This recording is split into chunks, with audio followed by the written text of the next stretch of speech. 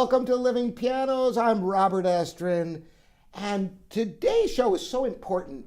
Why you must think in words in your practice. Now, this seems counterintuitive because when you're playing the piano, you don't want to be thinking in words. You want to divorce yourself and just get totally into the flow.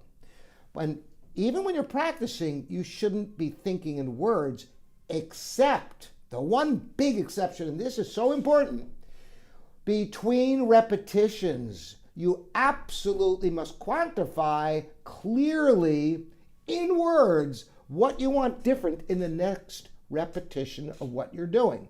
Let's say you're playing something. I mean, it doesn't matter what I thought when I started this video, what am I going to use? I use Fer-Elise. I don't know. Why not? And you start Fer-Elise, and maybe it doesn't go the way you want it to.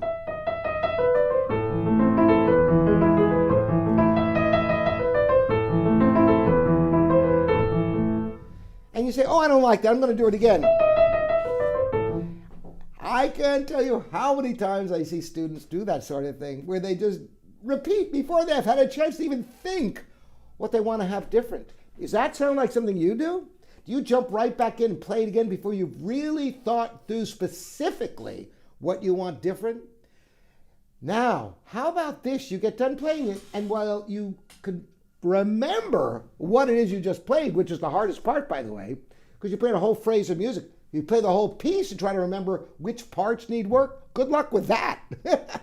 Play a phrase. Stop then. For a minute, go, you know what?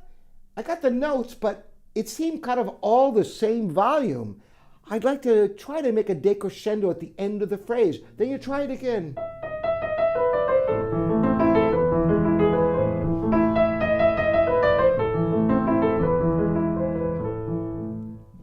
And then maybe you say, oh, that was pretty good, but it wasn't good enough. Well, what wasn't good enough about it? What specifically do you want different? Well, you know what? It could start softer, make one big rise and a fall, and let's see what that would be like.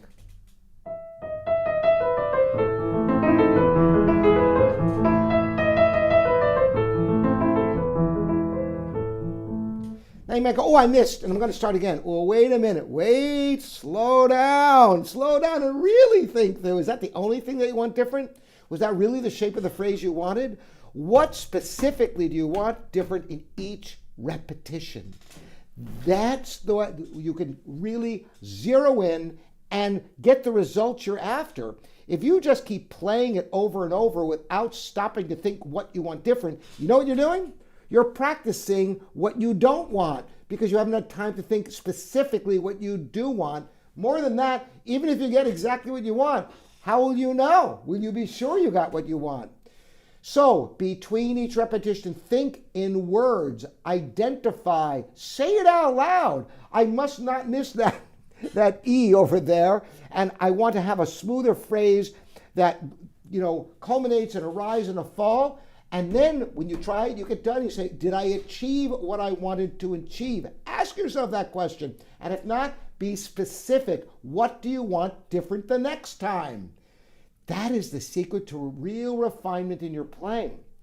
Not just playing through a bunch of music and going, oh, I want to play it better. And the temptation is you want to play right away. You want to play so badly that you don't give yourself the time to think what you want different in your practice. Now, that isn't to say that just playing the piano is a bad thing to do. I do it all the time.